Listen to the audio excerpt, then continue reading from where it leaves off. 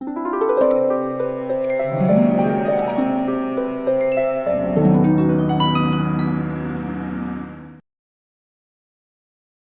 समय पहले की बात है। किसी गांव में एक प्रभात नाम का लड़का अपने माता पिता के साथ रहता था। मकर संक्रांति आने वाली थी। उस गांव के सारे बच्चे अपनी अपनी पतंगे लेकर उड़ा रहे थे। प्रभात उन सारे बच्चों को पतंग उड़ाता देखता रहा तो उसे भी पतंग उड़ाने का मन होता है। फिर प्रभात अपने पिता रमेश के पास जाता है। उसके गरीब पिता रमेश दिन भर अपनी गायों को लेकर जंगल में उन्हें चराने के लिए जाया करता था और उन गायों के दूध को बेचकर मिले हुए पैसों से अपने परिवार का खर्चा चलाता था। पिताजी, गांव के सारे बच्चे पतंग उड़ा रहे हैं, क्या आप मुझे भी पतंग दिला देंगे? मैं भी पतंग उड़ाना चाहता हूँ।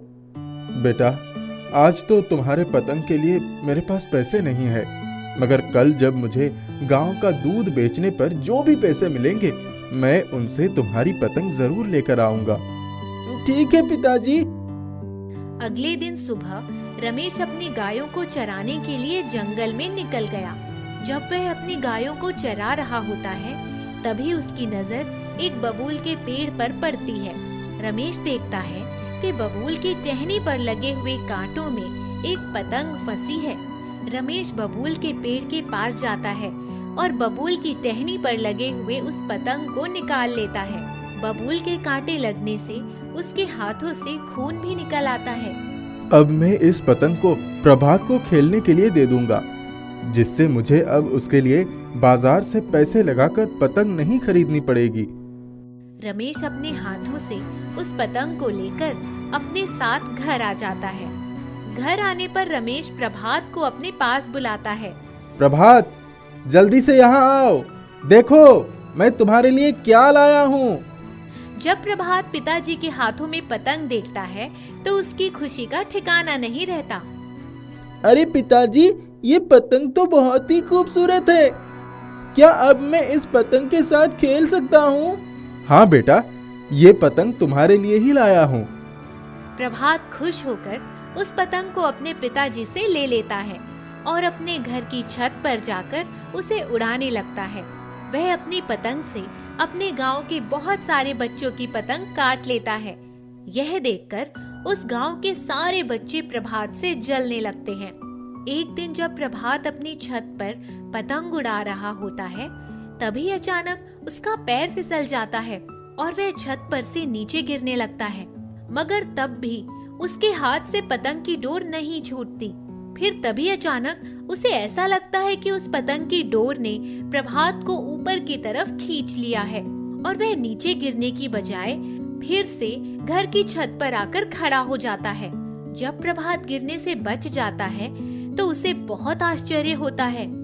मैं तो आज नीचे गिरने वाला था, फिर अचानक इस पतंग की डोर ने मुझे ऊपर खींच कैसे लिया? मेरा वजन तो इस पतंग से बहुत ज्यादा है। लगता है ये कोई साधारण पतंग नहीं है, इसमें कोई जादुई शक्तियाँ भी हैं, जिसने मुझे आज गिरने से बचा लिया। प्रभात अपने पिता के पास जाता है। पिताजी, कल मकर संक्रांति है और उसके उपलक्ष्य गांव में पतंग प्रतियोगिता रखी गई है। उस प्रतियोगिता में जो जीतेगा उसे ढेर सारा इनाम मिलेगा। पिताजी, मैं भी उस प्रतियोगिता में भाग लेना चाहता हूँ। अरे बेटा, तुम क्या बोल रहे हो? उस प्रतियोगिता में तो बड़े लोग भाग लेने वाले हैं। तुम जैसे छोटे बच्चे उस प्रतियोगिता में भाग लेकर क्या करेंगे? क्योंकि तुम उन बड़े लोगों के सामने 1 मिनट भी नहीं टिक पाओगे और वो तुम्हारे पतंग को देखते ही देखते काट देंगे। इसीलिए बेटा, तुम उस प्रतियोगिता में भाग मत लो। नहीं पिताजी, मैं उस प्रतियोगिता में जरूर भाग लूंगा और मैं कल उन बड़े लोगों के साथ प्रतियोगिता में भाग लेकर उन्हें दिखाना चाहता हूँ कि मैं भी किसी से कम नहीं हूँ। प्रभात रमेश के लाख समझाने पर भी नहीं मानता और अगले दिन वह भी प्रतियोगिता में भाग लेने के लिए पहुँच जाता है। जब वह पतंग प्रतियोगिता में जाता है तो उसे देखकर गांव के सभी बड़े लोग उस पर हंसने लगते हैं। तभी वहां उस प्रतियोगिता में उपस्थित एक माधव नाम का व्यक्ति प्रभात का मजाक लेता है। अरे प्रभात, तुम अब बच्चों के साथ पतंग उड़ाना छोड़कर यहाँ भी चले आए। अरे बेटा, तुम यहाँ से जाओ और उन बच्चों के साथ भी खेलो, क्योंकि यह प्रतियोगिता का खेल तुम्हारे बस का नहीं है। इसमें बड़े लोग भाग लेते हैं। माधव की बातें सुनकर प्रभात कुछ नहीं बोलता और चुपचाप वही प्रतियोगिता में खेलने के लिए वहाँ पर खड़े रहता है। जब पतंग प्रतियोगिता शुरू होती है तब प्रभात अपने पतंग से उस गांव के सारे लोगों की पतंग काट लेता है। यह देखकर गांव के सारे लोग दंग रह जाते हैं और फिर अंत में प्रभात उस पतंग प्रतियोगिता का विजेता बन जाता है। प्रभात के विजेता बन जाने पर माधव फिर से प्रभात के पास आता है। अरे बेटा, तुमने तो आज कमाल कर दिया। मुझे तो लग रहा था कि तुम इतने छोटे से बच्चे हम बड़ों की पतंगों को क्या काटोगे, मगर आज पता चल गया कि किसी भी काम को करने के लिए बड़ा या छोटा होना मायने नहीं रखता, बल्कि उस व्यक्ति की मेहनत और लगन मायने रखती है। तुमने आज इस गांव के बड़े बड़े लोगों की पतंग को काटकर कमाल कर दिया है बेटा। उसके बाद प्रभात को उस गांव के सरपंच जी खेल प्रतियोगिता में विजेता बनने के कारण बहुत सारा इनाम देते हैं। फिर उस गांव के लोगों को प्रभात पर बहुत गर्व महसूस होता है। प्रतियोगिता में इनाम पाने के बाद प्रभात भी बहुत खुश होता है और फिर अपने घर आ जाता है। जब वह घर आता है तो वहाँ अपने माता पिता के पास जाता है। अरे बेटा, तुम आ गए। तुमने हमारा सर गर्व से ऊंचा कर दिया। पिताजी, आज जो कुछ भी हुआ है यह सब इस जादुई पतंग का कमाल है। जादुई पतंग? ये तुम्हें कहाँ से मिला? पिताजी, यह वही पतंग है जो उस दिन आपने मुझे ला कर दी थी। इस पतंग ने मुझे तो एक बार छत से गिरने से भी बचाया है। इसके लिए जब मुझे इस जादुई पतंग की शक्तियों के बारे में पता चला तब मुझे पूरा विश्वास हो गया कि गांव के उस पतंग प्रतियोगिता को अवश्य जीतूंगा। इसीलिए तो मैंने जिद करके प्रतियोगिता में भाग लिया और देखिए, आज मैं पतंग प्रतियोगिता जीत गया। प्रभात प्रतियोगिता में जीते हुए पैसों और गिफ्ट को अपने पिता को दे देता है। उन पैसों को देखकर रमेश बहुत खुश होता है। फिर वह उन पैसों से अपने घर की जरूरत की चीजें खरीदता है। रमेश पतंग की एक छोटी सी दुकान खोल लेता है। आश्चर्य की बात, जादुई पतंग के चमत्कार से उनकी दुकान में बहुत सारी रंग बिरंगी पतंगे आ जाती हैं। दुकान में पतंग के धागे और मांझे भी आ जाते हैं। उस व्यापार में उन्हें बड़ा फायदा मिलने लगता है और उनकी गरीबी दूर हो जाती है। वे सभी खुशी खुशी रहने लगते हैं। जादुई वाटर पंप। राजपुर गांव में गिरधारी नाम का एक किसान अपनी पत्नी और बेटी के साथ रहता था। उसके माता पिता बूढ़े हो गए थे। उनके पास जो थोड़ी बहुत जमीन थी उस पर पानी की कमी के कारण कोई फसल ठीक से नहीं होती। इस बार उसने अपने खेत में शिमला मिर्च की फसल लगाई थी। जब भी सब्जी मंडी में जाता तो देखता शिमला मिर्च बहुत महंगी बिकती थी। उसने सोचा अब की बार शिमला मिर्च लगाकर उसको बेचकर खूब पैसा कमाऊंगा। वे लोग कुओं से बेलों को रहट में जोतकर पानी निकालकर सिंचाई करते थे। एक तो इस साल बरसात नहीं हुई और कुएं का पानी बिल्कुल नीचे चला गया। जिनके पास पैसे थे वे लोग तो वाटर पंप लगाकर अपने खेतों की सिंचाई कर लेते थे, पर उसका तो वैसे ही हाथ तंग रहता था। पूरी फसल सूख रही थी। गिरधारी के पास ना ही पैसा था और ना ही इतनी गुंजाइश थी कि कहीं से कर्ज मिल जाए। बापू, पूरी फसल सूख जाएगी, कोई उपाय नहीं सूझ रहा है, क्या करूं? बेटा, मेरे पास तो फूटी कौड़ी भी नहीं है। जो कुछ था मुकदमे की भेंट चढ़ गया। अपनी माँ से पूछ लो, शायद कुछ पैसे रखे हो। मैंने तो थोड़ी सी रकम बचा कर रखी थी, सब बहू के जापे में ही खर्च हो गई। गिरधारी निराश होकर बरामदे में चुपचाप जाकर बैठ गया। बैठकर सोचने लगा कि क्या उपाय करे।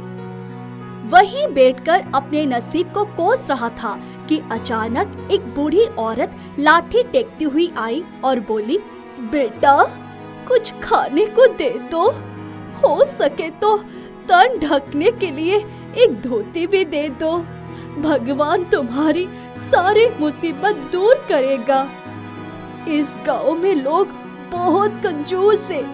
सुबह से ही घूम रही हूँ, किसी से एक अन्न का दाना भी मुझ अभागी के लिए ना जुटा। ये कहकर बुढ़िया की आंखों से आंसू गिरने लगे। गिरधारी अपने मुसीबत में उलझा हुआ बैठा था।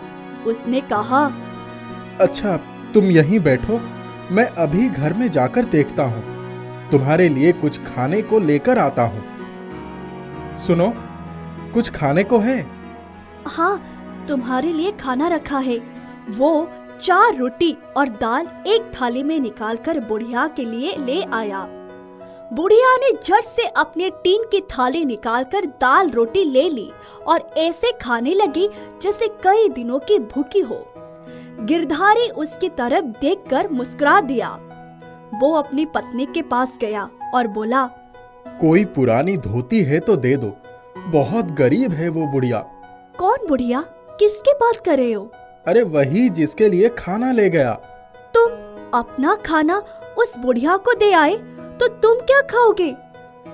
अब तो चूल्हे की आग भी ठंडी हो गई है। अरे कुछ भी खा लूंगा। देखो, कोई धोती हो तो दे दो। वो चुपचाप गई और एक हरी किनारे वाली धोती लाकर दे दी। वो भी उसके पीछे पीछे देखने आई कि किसकी इतनी आवागत हो रही है। जब उसने बुढ़िया को देखा तो अपनी पति से बोली, तुमने बड़ा नेक काम किया। वो बुढ़िया खा पीकर धोती लेकर चली गई। थोड़ी देर बाद जब वो खेत पर पहुंचा तो अपने कुएं के पास वाटर पंप की घरघराहट की आवाज से चौंक गया। वो जल्दी जल्दी उसके पास गया। तभी उसमें से पानी निकलने लगा और खेतों में बनी नालियों में पानी रेंगने लगा। मारे खुशी के उसकी आंखों से आंसू बहने लगे। उसने वाटर पंप के पानी से अपने मुंह पर छींटा मारा। फिर क्यारियां भरने के लिए नाली काटने लगा। जैसे जैसे पानी खेतों के क्यारियों में भर रहा था, खेत लहा उठा।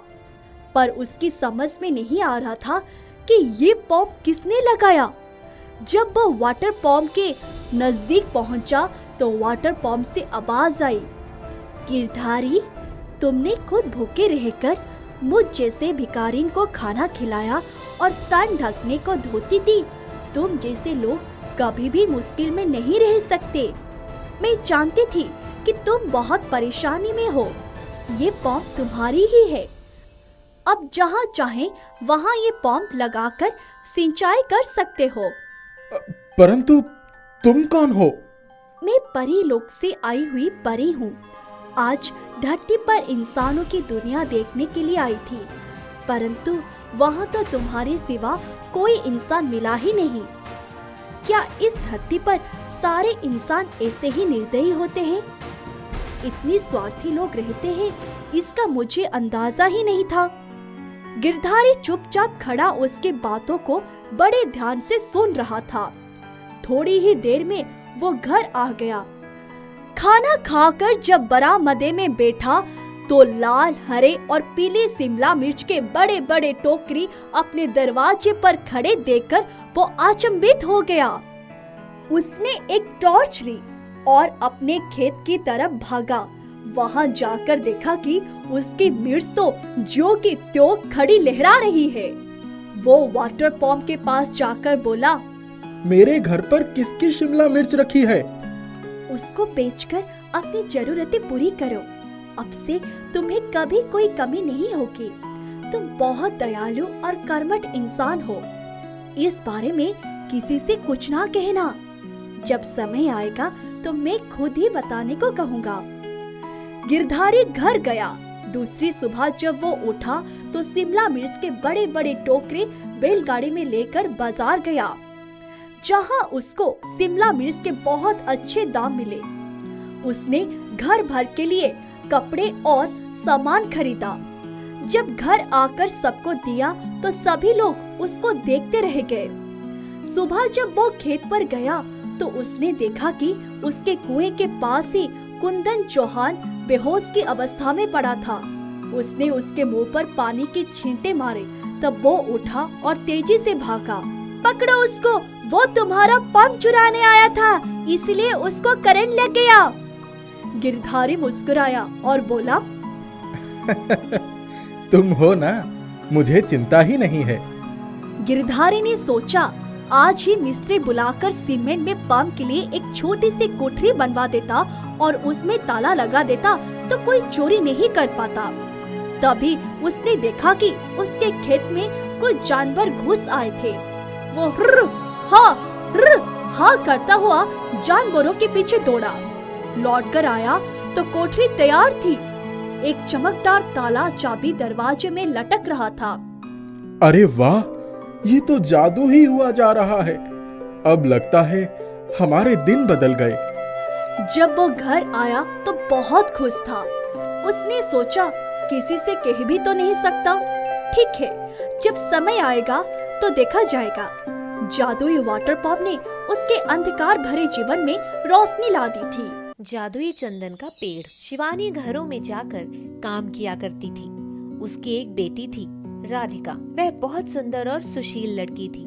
राधिका भी शिवानी के साथ काम में हाथ बटाया करती थी। एक दिन शिवानी अनुपमा नाम की एक महिला के यहाँ काम करने गई। अनुपमा एक बहुत शक्की लड़की थी। उसकी बेटी सांवली थी। शिवानी, तुम अपनी बेटी को किस तरह से नहलाती हो? यह तो बहुत सुंदर है। मुझे भी बताओ, राज क्या है? इसमें राज की क्या बात है? मेरी बेटी जन्म से ही सुंदर है। उसका सफेद रंग जैसे उसकी सुंदरता में चार चांद लगा देता है। एक दिन अनुपमा की लड़की रीता को लड़के वाले देखने आ रहे थे। घर में जोरों की तैयारियां चल रही थी। शिवानी और राधिका सारे घर की सफाई कर रहे थे और खाना बना रहे थे। तभी दरवाजे की घंटी बजी। राधिका ने जाकर दरवाजा खोला। काजल, जो लड़के की माँ थी, राधिका को देखकर बहुत खुश हुई। आइए आइए, अंदर आइए। बेटा, घर पर कोई है? आप बैठिए, मैं बुलाकर लाती हूँ। राधिका अंदर से शिवानी और अनुपमा को लेकर आती है। अरे आप कैसे हैं आप सब? शिवानी, इनके लिए जरा ठंडा लेकर आओ।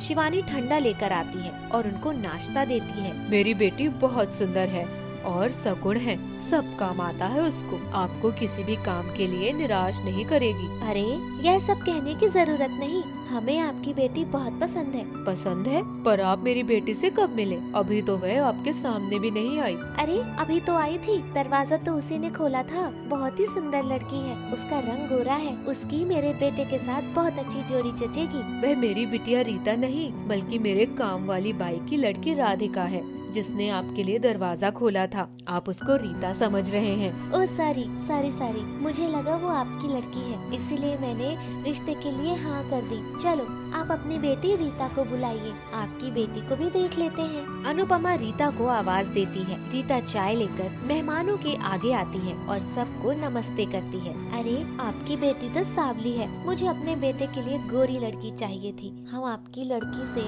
अपने बेटे का रिश्ता नहीं कर सकते, हमें माफ कीजिएगा। और काजल अपने पति और बेटे के साथ वहाँ से चल देती है। अनुपमा गुस्से में लाल पीली हो जाती है और राधिका को आवाज लगाती है। गुस्से में आकर वह गरम तेल की करछी राधिका के चेहरे पर लगा देती है। राधिका दर्द से चिल्लाने लगती है और उसकी आवाज सुनकर शिवानी वहाँ आती है। अरे मालकिन, आपने यह क्या कर दिया? मेरी बेटी का चेहरा खराब कर दिया।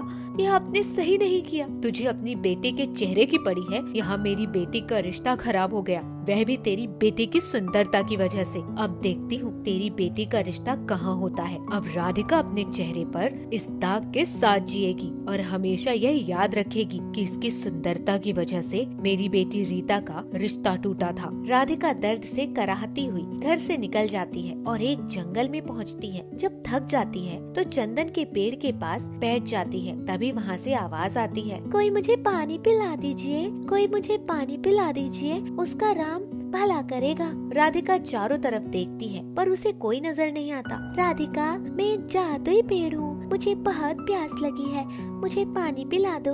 राधिका पास की ही नदी से पानी लाकर पेड़ की जड़ों में डालती है। तुम्हारा बहुत शुक्रिया राधिका, मैं बहुत वक्त से प्यासा था। आज तुम्हारी वजह से मेरी प्यास बुझ गई। यह तो मेरा फर्ज था। आज मैं बहुत खुश हूँ कि मेरी वजह से किसी की प्यास बुझी और मैं किसी के काम आई। पर तुम रो क्यों रही हो? इस जंगल में क्यों भटक रही हो? यहाँ तो कई जंगली जानवर रहते हैं। राधिका सारी कहानी पेड़ को कह सुनाती है और रो पड़ती है। राधिका, मैं एक चंदन का पेड़ हूँ। मेरी लकड़ियों में जादू है। तुम मेरी टहनियाँ तोड़ लो। उन चंदन की लकड़ियों को घिसकर अपने चेहरे पर लगाओगी तो जले हुए का दाग हट जाएगा और तुम्हारा चेहरा पहले की तरह सुंदर हो जाएगा। और एक बात और, मेरे लकड़ियों में सारे रोगों को ठीक करने की क्षमता है। इन्हें तुम समाज में रोगों को दूर करने के काम में ला सकती हो। क्या यह सच में ऐसा कर सकता है? आपका बहुत बहुत धन्यवाद पेड़ जी। आपने मेरी सारी समस्याओं को दूर कर दिया। अब मैं पहले जैसे सुंदर बन जाऊंगी। राधिका खुशी खुशी उस पेड़ की टहनी को तोड़कर घर लाती है और अपने चेहरे पर लगाती है। उसके चेहरे का दाग गायब हो जाता है और वह अधिक सुंदर हो जाती है। अरे, तेरे चेहरे पर तो जले हुए का सारा दाग मिट गया। यह कैसे हो गया? कल ही तो तेरे चेहरे पर अनुपमा ने निशान लगाया था। है ना माँ? सच में मेरा चेहरा बिल्कुल साफ हो गया ना? यह सब एक जादुई पेड़ की करामात है। जादुई पेड़? कैसा जादुई पेड़? तू कहना क्या चाहती है? आज के टाइम में कोई जादुई पेड़ होता है? माँ, मैं सच कह रही हूँ। उसी पेड़ की वजह से आज मेरा चेहरा साफ है। राधिका जंगल में हुई सारी बातें शिवानी को बताती है। अब शिवानी और राधिका उन टहनियों की सहायता से सबकी मदद करते हैं। एक दिन की बात है, शहर में महामारी आती है। शिवानी और राधिका उन चंदन की टहनियों से शहर में आने वाली बीमारियों से लोगों की रक्षा करते हैं। इस तरह वह पूरे शहर में चर्चा का विषय बन जाते हैं। सभी उनको बहुत पसंद करते हैं। यह बात अनुपमा की बेटी रीता को पता चलती है तो रीता उनके घर वह चंदन की लकड़ियों को चुराने पहुंचती है। इस राधिका ने अपनी सुंदरता की वजह से मेरा रिश्ता तोड़ा था। आज मुझसे कोई रिश्ता करने के लिए तैयार नहीं है। मैं इसकी कामयाबी की सीढ़ी को ही तोड़ दूंगी। अब ना रहेगी टहनी और ना रहेगी राधिका की प्रसिद्धि। और जैसे ही रीता लकड़ियों को हाथ लगाती है, चंदन की लकड़ियाँ सांप में बदल जाती हैं और उसकी ओर आने लगती हैं। रीता डर के मारे भाग जाती है। कुछ सांप उसके गले में लिपट जाते हैं। अरे, मुझे माफ कर दो। मुझसे बहुत बड़ी गलती हो गई। मैंने तुम्हें चुराने में बहुत बड़ी गलती कर दी। आज के बाद मैं कभी किसी का अहित नहीं करूंगी। इतने में राधिका वहाँ आ जाती है। चंदन के पेड़ की लकड़ी, इसे माफ कर दो। इसने अनजाने में यह कदम उठाया है। चंदन की लकड़ियाँ सांप से फिर चंदन की लकड़ी में बदल जाती है। राधिका उन चंदन की लकड़ियों की सहायता से दवाइयाँ बनाकर उन्हें बेचना शुरू करती है, जिससे वह बहुत अमीर हो जाती है और वह अपने व्यापार से मिलने वाले पैसों से कई अनाथ आश्रम और गरीबों के लिए अस्पताल खुलवाती है, जिससे शिवानी और राधिका हंसी खुशी अपना जीवन व्यतीत करते हैं।